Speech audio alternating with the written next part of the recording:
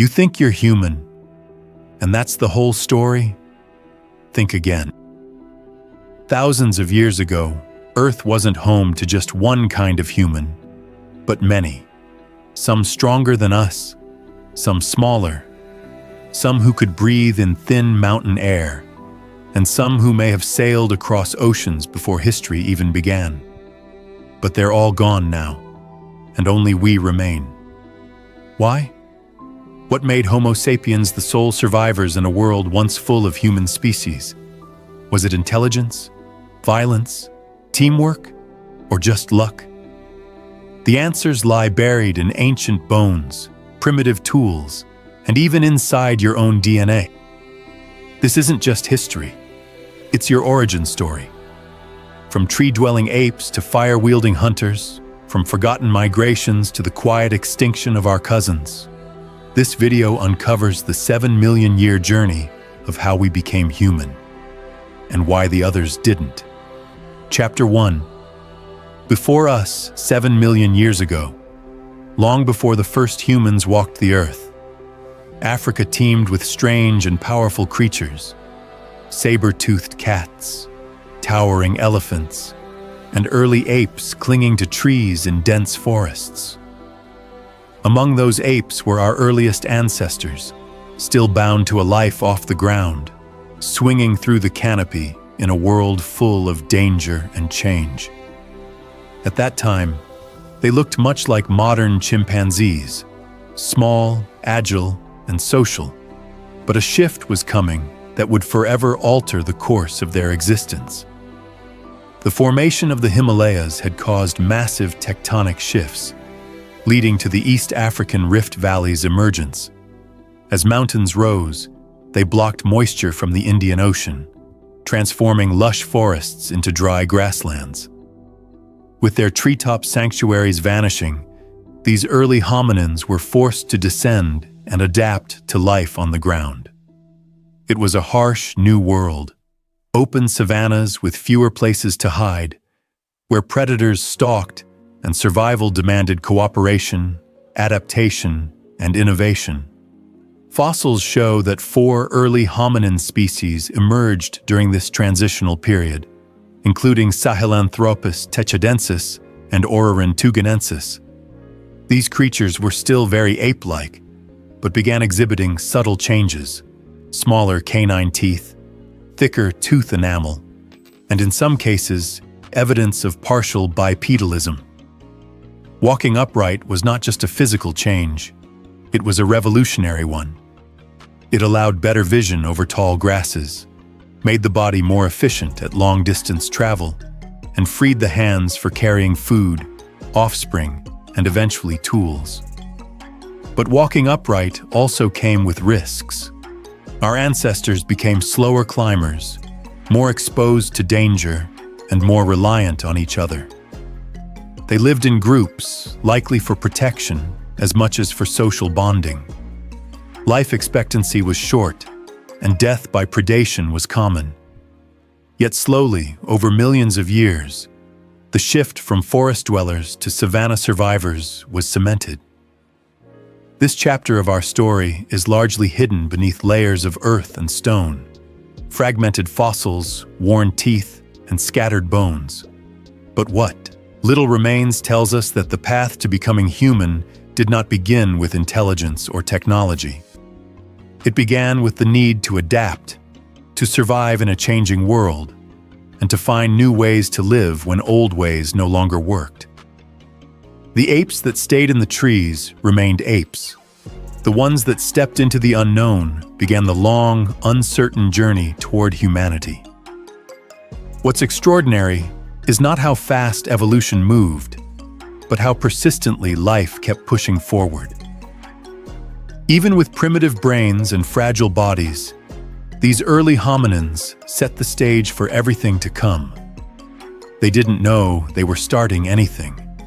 They were simply struggling to stay alive. Yet their adaptation, bipedalism, was the first domino in a chain that would lead to language, culture, art, and eventually civilization. In those dusty African plains, with no tools, no fire, and no idea what lay ahead, the earliest sparks of what would become us had already begun to flicker. Chapter 2. Walking Tall. Around 4.4 million years ago, something extraordinary stirred in the heart of Africa. A subtle yet profound shift in the story of life, marked not by roaring triumph, but by cautious steps taken on 2 feet.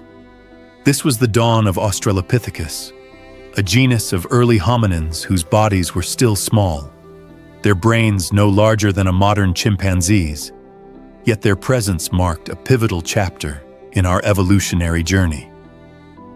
Imagine such a creature, somewhere between ape and something new, standing nervously at the edge of a thinning forest, scanning the tall golden grasslands for danger. It wasn't standing tall out of pride. It was survival. Africa's climate was transforming.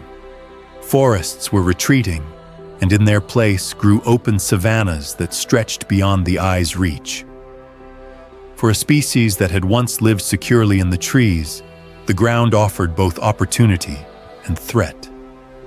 To walk upright, to rise from all fours and balance on 2 legs, may have seemed like a small mechanical change, but it altered everything. With hands now liberated from the task of locomotion, early hominins could carry food over distances, cradle their young in safety, wield rocks or sticks for defense, and perhaps even offer something to another, an early flicker of cooperation. The very shape of their pelvis and femur began to reflect this shift. The bones of Australopithecus afarensis, the species of the famous fossil Lucy, tell a story written in calcium and time. She stood just over 3 feet tall, yet her hip joint and angled thigh bone suggest a gait not unlike our own, capable of covering long distances under the harsh African sun. Her feet bore arches for shock absorption, her hands could grasp, and while her mind remained limited, the structure of her skull hints at something slowly awakening. Could she plan? Could she remember? Could she communicate even if only in gestures or primitive vocal sounds? We may never know for certain, but the fossil record leaves tantalizing clues. Animal bones discovered near Australopithecus sites sometimes bear marks that suggest intentional butchering with sharp stones, crude tools, perhaps not made but found and used. This in itself is remarkable. The difference between passively existing in the natural world and actively shaping it. Here lies the seed of human ingenuity. Though still millions of years away from the development of fire or language, these hominins may have already begun to see the environment not just as something to endure, but something to manipulate. And with this mental shift came social change. The demands of life on the savanna, dodging predators, finding food, protecting offspring, likely encouraged group living. Alone, an Australopithecus was vulnerable, but in a group, there was safety, learning, perhaps even the birth of empathy. Some scientists suggest these early ancestors may have thrown stones to scare off predators, or communicated through facial expressions, vocal calls, or body language to warn others or signal intent. Such behaviors may seem simple, but they lay the groundwork for everything that would follow, from strategy to language to culture. It's important to remember, though, that life for Australopithecus was not easy. They were prey as much as potential predator, often hunted by large cats and other carnivores. Injury or disease likely meant death, and childhood was brief. Young ones matured quickly, driven by the pressures of their harsh world. Despite this, they endured. They adapted, survived, and reproduced. Over the span of millions of years, their descendants began to show changes. Flatter faces that allowed for better chewing of tougher foods, smaller jaws as dietary needs shifted, and slightly larger brains, which opened doors to more complex behaviors. Though they still lacked language, religion, or art, they were becoming more human in both form and behavior. Their bipedalism, once just an adaptation to a changing landscape, became the very symbol of our lineage, a trait no other mammal would fully embrace in the same way. Evolution rarely moves in straight lines, and Australopithecus was not the final destination, but a bridge between the ape world and the human one. From them, in time, would emerge Homo habilis, the first toolmakers, and later Homo erectus, the first to walk out of Africa. But it all began with creatures like Lucy, whose cautious steps set a precedent that would echo across millennia. The significance of walking on two legs goes far beyond mobility.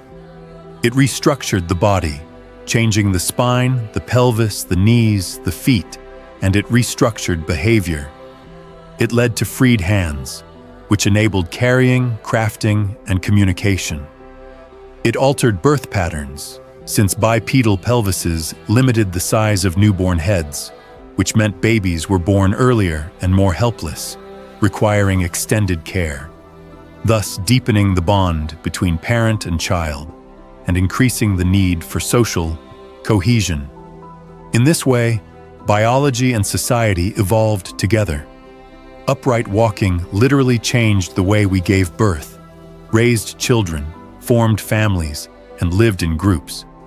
It forced hominins to rely on each other, strengthening social bonds and slowly, almost imperceptibly, giving rise to the emotional and intellectual richness that defines our species. All of this began in the tentative, awkward strides of Australopithecus. They were not inventors, artists, or hunters yet. They made no fire, spoke no words, and built no shelters. But they were pioneers in the deepest sense, not because they conquered, but because they adapted. They survived where others did not. They made do with little, yet their every step forward laid the groundwork for civilization. Their journey was not guided by vision or purpose, but by instinct and necessity. And yet, within their survival was silent progress. They were not yet human, but they had already stopped being apes. They existed in a liminal space, not fully belonging to the past, nor yet grasping the future. And it is in this in-between space, filled with danger, uncertainty, and change, that the human story truly began to take shape. Australopithecus may not have understood the impact of its choices, but each footfall across the dry earth of prehistoric Africa echoed forward in time. In walking tall, these ancient beings unknowingly set humanity on its path, a path that would one day lead to language, to fire, to cities, to science, and to the very telling of their story. Their legacy is not carved into monuments or written in scrolls, but etched into our bones, embedded in the way we walk, the way we hold our children, the way we face the unknown with curiosity instead of fear. We are, in every step, the descendants of those first walkers, and their journey continues through us. Chapter 3. The First Makers. Roughly 2.4 million years ago, a remarkable shift occurred in the evolutionary timeline of humankind. A subtle yet irreversible turning point marked not by dramatic transformation, but by the quiet emergence of a new kind of hominin on the African continent. This was Homo habilis, or handyman, a creature that stood apart from its Australopithecine relatives, not just in physical form, but in mental capacity. While they still shared many traits with their earlier ancestors, such as small stature, long arms, and a reliance on the natural environment, there was something new and profound taking shape within their skulls, a significantly larger brain. Averaging around 640 cubic centimeters in volume, their brains were not only bigger but more capable, enabling these early humans to think, remember, and perhaps even plan. Unlike Australopithecus, which may have used tools opportunistically, Homo habilis began crafting tools with purpose and intention. They didn't merely stumble upon sharp stones. They deliberately struck rocks together to produce cutting edges. These tools, known as Oldowan tools, represented the first known technological tradition, a step beyond instinct and into innovation.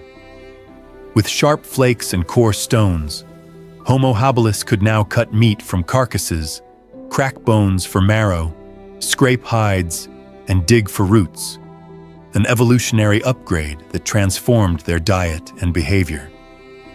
For the first time, a species wasn't simply reacting to its environment, but actively reshaping it to suit its needs. These tools, crude as they may seem by modern standards, were revolutionary. They were the earliest evidence of a mind thinking beyond the immediate moment. Each chipped stone reflected intention, repetition, and perhaps even teaching, a primitive form of culture passed from one generation to the next. This technological leap also had biological consequences. With access to more calorie-dense foods like meat and marrow, Homo habilis could fuel their growing brains, setting off a positive feedback loop. Better tools enabled better nutrition, and better nutrition supported even larger brains. This cycle didn't just transform individuals, it reshaped entire populations. Small bands of Homo habilis likely roamed the African landscape, forming social groups where cooperation, shared labor, and rudimentary communication became essential. Though we cannot know the full range of their social behavior, evidence suggests they lived in close-knit communities, where individuals may have cared for injured or elderly members, an early indication of empathy and mutual support, hallmarks of humanity that continue to define us today. Their survival strategy wasn't based on brute strength or speed, but on flexibility, intelligence, and adaptability.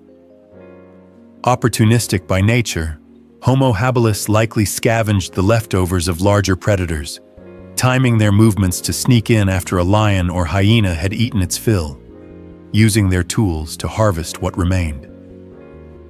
In doing so, they claimed a niche that no other creature had occupied before: tool-assisted scavenging, a behavior that required observation, memory, and timing. Their minds were beginning to operate in more complex ways, seeing patterns, predicting outcomes, and understanding cause and effect.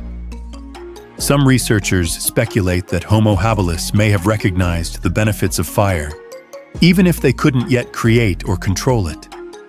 They may have lingered near naturally occurring fires sparked by lightning, using the flames for warmth or to cook charred remains. While this remains speculative, it highlights an important theme. Homo habilis was a species beginning to notice, to learn, to remember. They were developing not just tools, but an entirely new way of engaging with the world. Their relationship with time was evolving. They could plan, revisit a useful spot, protect resources, and perhaps even anticipate danger. The moment a creature starts thinking about the future, even in simple terms, a profound shift occurs. That moment had arrived. And Homo habilis wasn't alone. Around the same time, another hominin species, Homo rudolfensis, appeared, sharing some similarities but differing in skull shape, tooth size, and possibly behavior. Whether this was a separate species or a regional variation remains debated, but the implications are clear. This period in evolutionary history was rich with experimentation. Nature was exploring different forms of intelligence, testing variations in behavior, anatomy, and adaptability. The African landscape, its rivers, valleys, and savannas, had become a laboratory of evolution, and Homo habilis was one of its most promising experiments. Though still short in stature, standing about 4 feet tall and physically vulnerable compared to the predators they lived alongside. Homo habilis had one distinct advantage: unpredictability. Their tools, their intelligence, and their cooperation made them a new kind of force in the natural world, not defined by fang or claw, but by thought. And that thought was spreading, generation by generation, across both space and time. Their tools reached further, their groups roamed wider, and their ideas, if we can call them that, began to shape the very landscape they moved through. With each stone flake chipped from a core, they moved further from their animal past and closer to something profoundly human. They didn't build homes, paint cave walls, or bury their dead. They left no written records, no temples, no myths. But in their chipped stones was the beginning of craft. In their group, cooperation was the start of community, and in their growing brains flickered the first sparks of memory, imagination, and perhaps even emotion. Homo habilis didn't invent fire or farming, but they carried within them the raw ingredients of those revolutions. They didn't yet speak in words, but they may have shared ideas. They didn't create civilization, but they made it possible. Their lives were short, often brutal, and dominated by survival. But survival, for them, was no longer purely instinctive. It had become strategic. These were creatures who could look at a rock and imagine its potential. They had begun to see more than what was. They had begun to glimpse what could be. That is the essence of innovation. In a very real way, Homo habilis lit the slow-burning fuse that would one day explode into art, science, culture, and technology. They were not the final form of humanity, nor even a direct ancestor of all modern humans, but they were undeniably one of the first sparks of the human story.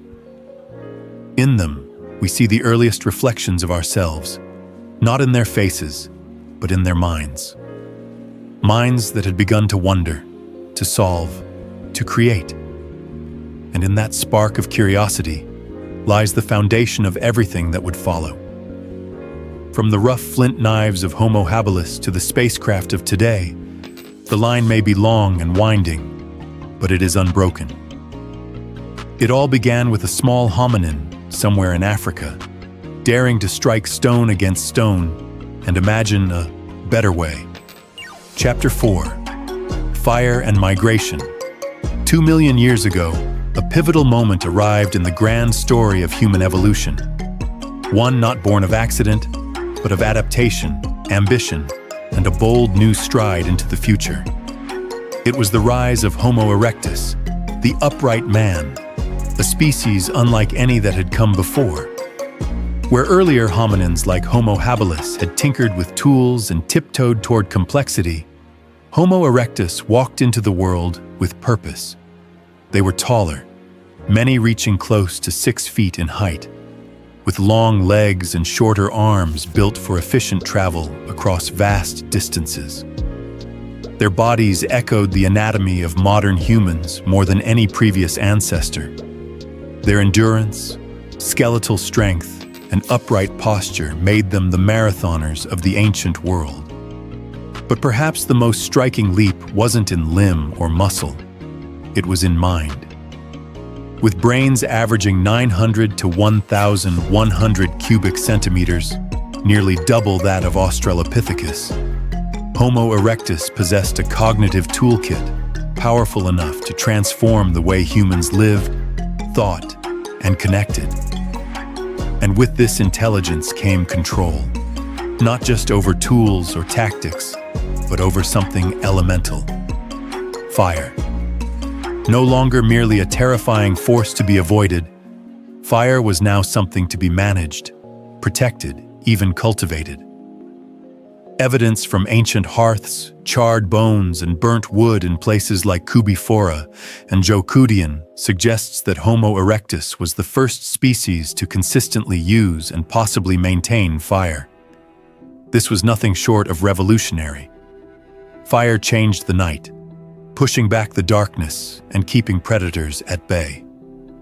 It provided warmth on cold nights, expanded the range of possible habitats, and made survival in colder regions feasible. But most transformative of all was what fire did to food. Cooking meat and roots broke down fibers, neutralized toxins, and released more calories, allowing the human gut to shrink and the brain to expand, a dietary revolution that would power the ascent of intelligence. Food was no longer just gathered. It was processed, shared, possibly even ritualized around the communal hearth. Around these flickering flames, families may have gathered to share more than warmth. Perhaps early forms of communication, memory, and meaning began here. Fire became a gathering point, a place not just of survival, but of early culture. In those glowing embers, we might find the origins of storytelling, of ritual, of what it means to be human. And with this newfound stability, Homo erectus did something even more extraordinary. They moved. For the first time in history, a hominin species left Africa behind and stepped into the wider world. This was no mere wandering. It was the first wave of global exploration. From East Africa, they journeyed into the Middle East, across the Indian subcontinent, through Southeast Asia, and all the way to China and Indonesia. Fossils and stone tools found in places like Dmanisi in Georgia, Sangiran in Java, and Zhoukoudian near Beijing show a species that was not only capable of adapting to radically different environments, but one that thrived in them. They faced unfamiliar climates, new predators, and changing food sources, yet they endured and innovated. In colder regions, they likely developed clothing or at least used animal hides for insulation. In forested or temperate environments, they refined their hunting strategies, learning to track game and work cooperatively. Their tools evolved too. Hand axes, cleavers, and other Acheulean tools emerged, with symmetrical shapes and standardized designs that required both planning and skill, hallmarks of a mind thinking ahead. These tools were more than functional. They were symbolic of a cognitive world growing more complex. They show precision, repetition, and even aesthetics, perhaps an early sense of craft or pride in one's work. Teamwork may have also taken on new dimensions. Hunting large animals required coordination, planning, and shared risk, indicating that Homo erectus was developing social structures more intricate than ever before. Some groups may have had leaders, or at least individuals whose experience and strength gave them influence. Communication, likely still non-verbal or limited to basic vocalizations and gestures, would have been essential for organizing hunts, teaching skills, and maintaining group cohesion. And the possibilities didn't end there. On remote islands like Flores, separated by deep water even during periods of low sea levels, primitive tools have been discovered, suggesting that Homo erectus, or closely related populations, may have built rafts or some form of watercraft. If true, this represents one of the most astonishing cognitive feats of early humanity. Not just crossing land, but braving the sea, navigating an unseen world in search of something new. That's not mere survival. That's exploration. That's imagination. Over the millennia, Homo erectus became a force of nature. While they may not have had art, language, or religion as we know them, they had laid the groundwork for all three. They changed landscapes, set fire to forests to drive out game, dug into the earth for shelter or water, and began to treat the world not as a threat to endure, but as a system to navigate. Migration itself became a kind of cultural trait, a way of life rooted in movement, adaptation, and curiosity. And yet, Homo erectus was not the end of the story. They would eventually give rise to other human species, the stocky, cold-adapted Neanderthals in Europe, the enigmatic Denisovans in Asia, and eventually, Homo sapiens, us. Some of these groups coexisted with the last populations of Homo erectus. Others may have interbred with them.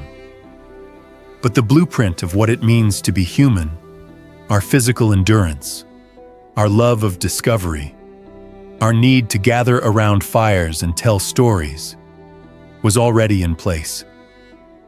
Though Homo erectus would vanish from the earth roughly 100,000 years ago, their legacy never truly died. It burns in every flame we light, echoes in every journey we take, and lives in every tool we create. They were the first global humans, the great wanderers and wayfinders of prehistory. They were not just surviving, they were shaping the world, crossing rivers and deserts and seas with only stone tools and firelight to guide them. And in every step they took, through grasslands, forests, and mountain passes, they carried the most powerful tool of all, the belief, however unconscious, that the world was not something to fear, but something to explore. In them, we find not only the roots of our biology, but the first glimpse of our restless, dreaming spirit. Chapter 5. Becoming human around 300,000 years ago, in the heart of Africa, a new species quietly emerged from the shadows of its ancestors, Homo sapiens. At first glance, they were not strikingly different from earlier hominins. Their brains were slightly larger, their bodies a little more gracile, but there was something else, something invisible, yet monumental. It wasn't just biology that had shifted. It was behavior, imagination, and the capacity to think beyond the moment. Homo sapiens didn't just observe the world, they began to shape it with intention, abstract thought, and symbolic meaning. Their minds could plan further, organize more efficiently, and perhaps most importantly, tell stories. For the first time, knowledge didn't die with the body. It could be passed on, refined, remembered.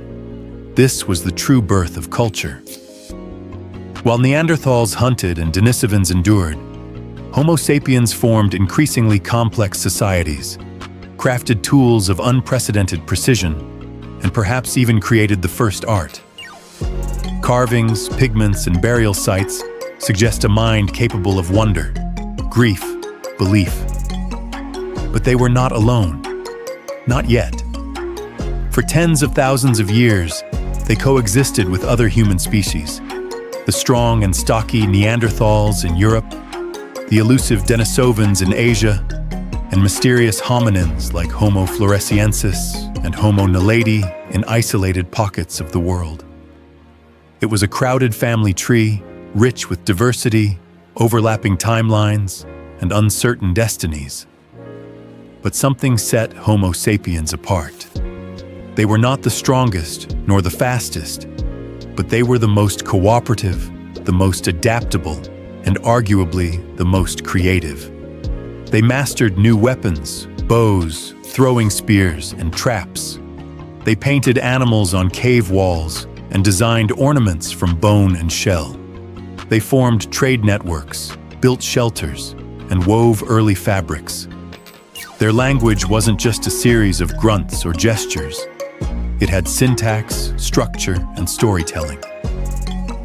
And then came the Great Exodus. About 70,000 years ago, modern humans began to leave Africa in large waves, venturing into the lands where other hominins already lived. What followed was not just migration, it was convergence. In Europe and Asia, Homo sapiens encountered Neanderthals and Denisovans, and they did not merely compete, they bred. Today, many people carry traces of those unions: Neanderthal DNA in the skin, Denisovan genes in lung function and altitude adaptation. The past lives within us, not just as history, but as biology. Yet, as Homo sapiens spread, the others vanished. Whether by climate, conflict, or absorption, the Neanderthals, Denisovans, and all the others faded into extinction. By 20,000 years ago, Homo sapiens stood alone, the last human species on Earth. But the victory came with weight. In outliving their cousins, they inherited the full arc of human potential: creativity, destruction, empathy, cruelty, love. They learned to farm, build cities, chart stars, split atoms. And yet, inside every modern human is the legacy of all who came before, of firelit camps, sharpened stones, cautious eyes watching grasslands for predators, and minds just beginning to wonder who they were. To be human is not to be the end of evolution, but its most complex expression, millions of years in the making. We are not separate from our past. We are its living proof. Chapter 6. Echoes of the others, they vanished, but not completely. Though the Neanderthals, Denisovans, and other ancient humans no longer walk the earth, echoes of their existence still ripple through our bodies, our genes, and perhaps our behaviors. In 2010, scientists made a discovery that rewrote human identity. Modern humans carry fragments of Neanderthal and Denisovan DNA, inherited through interbreeding tens of thousands of years ago. That means the extinction of these species wasn't a clean break. It was a blending, a fusion. Their blood runs in ours. But what does that really mean? It turns out that these ancient genes affect far more than appearance. Your immune system's ability to fight viruses, how your body responds to altitude, even your skin's reaction to sunlight, all may trace back to long-lost relatives. But it goes deeper. Could some of our cognitive traits, risk-taking, mood, memory, also be ancient hand-me-downs? And if so, are we truly just Homo sapiens, or a living mosaic of all the humans who came before? Archaeological finds reveal that Neanderthals weren't mindless brutes. They buried their dead, crafted symbolic objects, and may have used language. The Denisovans, though still mysterious, left traces from Siberia to Southeast Asia, suggesting they were more widespread and adaptive than anyone imagined. And then there are the ghost species, unknown humans whose DNA appears in modern genomes, but whose bones have never been found. What did they look like? How did they live? And why did they disappear? The more we uncover, the blurrier the line becomes between us and them. Evolution wasn't a straight line. It was a web of encounters, of survival and intimacy, of conflict and cooperation. We didn't just outlive our cousins, we absorbed them. And perhaps, in doing so, we inherited more than just their biology. We inherited their instincts, their fears, their curiosity. Even now, scientists are discovering how ancient DNA might influence diseases, mental health, and even our response to modern environments. In other words, we're still learning how ancient humans are shaping us today. So the next time you feel a gut instinct, a moment of rage, or an unexplained resilience, you might just be hearing the whispers of a Neanderthal ancestor who once stared into the fire, wondering about survival. The others may be gone, but their legacy is not. They live in us, not as fossils, but as function. This isn't the end of their story. It's part of ours. And maybe we never truly stood alone.